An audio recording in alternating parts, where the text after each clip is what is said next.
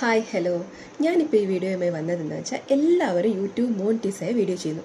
പക്ഷേ എനിക്ക് ആഗ്രഹം ഉണ്ടായിരുന്നു യൂട്യൂബ് മോണിറ്റൈസായ വീഡിയോ ചെയ്യാനുള്ള ആഗ്രഹം എനിക്ക് അതിയായിട്ടുണ്ടായിരുന്നു. പക്ഷേ അത് നടന്നില്ല. കാരണം ഞാൻ ഒരു വർഷമായിട്ട് ഷോർട്സ് മാത്രമേ ചെയ്യുന്നുള്ളൂ.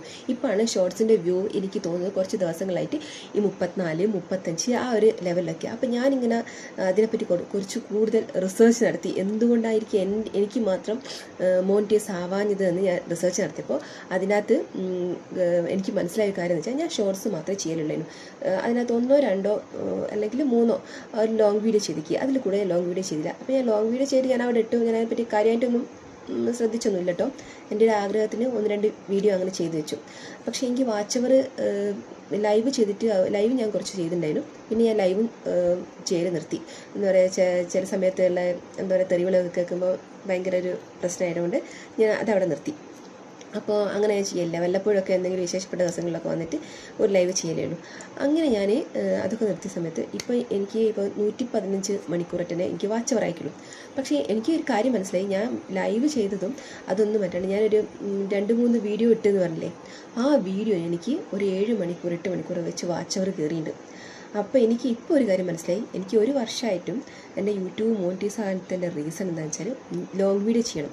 ലോങ് വീഡിയോ ചെയ്താൽ മാത്രമേ മോണിറ്റൈസ് ആയി കിട്ടൂ. മറ്റേത് 3 മില്യൺ വ്യൂവേഴ്സ് അടിക്കുക എന്നൊക്കെ പറയുന്നത് അസാധ്യമായ കാര്യമാണ്. അങ്ങനെ ചെയ്യുന്നവരുണ്ട്, ചെയ്യുന്നവരില്ല എന്നല്ല പറയുന്നത്. ആ ചെയ്യുന്നവരാ ഭയങ്കര നമ്മൾ എന്താ പറയുക സമ്മതിച്ചേ പറ്റുള്ളൂ. ഈ ഷോർട്സിലൂടെ 3 മില്യൺ വ്യൂവേഴ്സൊക്കെ വെച്ച് 90 ദിവസങ്ങളിൽ മോണിറ്റൈസ് ആകുന്ന പോലെ സമ്മതിച്ച്. കാരണം ഇതിൻ്റെ പിന്നിൽ പ്രവർത്തിക്കാൻ നല്ല പണിയുണ്ട്. അത് ചെയ്യുന്നവർക്ക് മാത്രമേ അറിയുള്ളൂ.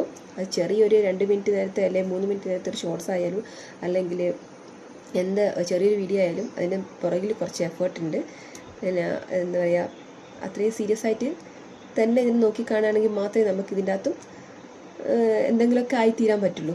അപ്പം ഞാനും ഇത് മോണിറ്റൈസ് ആകുമായിരിക്കും എന്നൊക്കെ വിചാരിച്ച് ഞാനും ഷോർട്സൊക്കെ ചെയ്ത് അങ്ങനെ ഇട്ടിട്ട് ഇപ്പം ഞാനങ്ങനെ ശ്രദ്ധിക്കാണ്ടായി. അപ്പോൾ കുറച്ച് ദിവസം മുമ്പ് ഞാൻ ഒന്നും കൂടി ഞാൻ യൂട്യൂബ് എടുത്ത് നോക്കുമ്പോൾ എനിക്ക് ഒരു വർഷമായിട്ട് അങ്ങനെ മോണിറ്റൈസ് ആകാത്തതുകൊണ്ട് ഭയങ്കരമായിട്ടൊരു മടുപ്പ് വന്ന് ഇത് വീഡിയോ ഇടാൻ വേണ്ടിയിട്ട്. അപ്പോൾ ഞാൻ 5 വീഡിയോയുടെ സ്ഥാനത്ത് 4 വീഡിയോ ആയി, പിന്നെ 3 വീഡിയോ ആയി, ഇപ്പോൾ 2 വീഡിയോ, ഇപ്പം ഒരു വീഡിയോ ഒക്കെ ഇടുന്ന ദിവസം പോലും ഉണ്ട്. അപ്പോൾ ഞാനിങ്ങനെ വിചാരിക്കാം ഇനി അങ്ങോട്ടുള്ള ദിവസങ്ങളിൽ അത് നല്ല രീതിയിൽ ആക്കി കൊണ്ടുപോകാൻ ആഗ്രഹമുണ്ട്. അപ്പോൾ എനിക്ക് പറയാനുള്ളത്, തുടക്കക്കാരെങ്കിലും ഇത് കാണുന്നുണ്ടെങ്കിൽ എനിക്ക് പറ്റിയ മിസ്റ്റേക്ക് ആർക്കും പറ്റരുത്. കാരണം ഒരു വർഷമൊന്നും വേണ്ട പിന്നെ നമ്മൾ ലോങ് വീഡിയോ ആണെങ്കിൽ മോണിറ്റൈസ് ആകാൻ വേണ്ടിയിട്ട്. അപ്പോൾ എൻ്റെ ഫ്രണ്ട്സ് കുറച്ച് ആൾക്കാരുണ്ട്, ചെയ്ത ആൾക്കാർ, അവർക്കൊക്കെ മോണിറ്റൈസ് ആയ ആൾക്കാർ പെട്ടെന്ന് മോണിറ്റൈസ് ആക്കി ലോങ് വീഡിയോ ചെയ്യുന്നത്. അതിപ്പോൾ നമുക്ക് കുക്കിങ്ങോ നമുക്ക് എന്താണോ ഇഷ്ടപ്പെട്ട കണ്ടൻറ്റ് അത് നമുക്ക് ചെയ്യാം. പിന്നെ ഏകദേശം ഒരേ കാറ്റഗറി പെടുന്നത് ചെയ്യാൻ വേണ്ടി ശ്രമിക്കുക.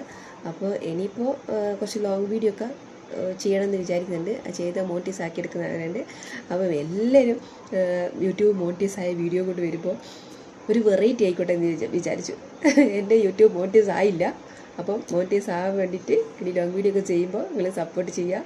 Okay, by.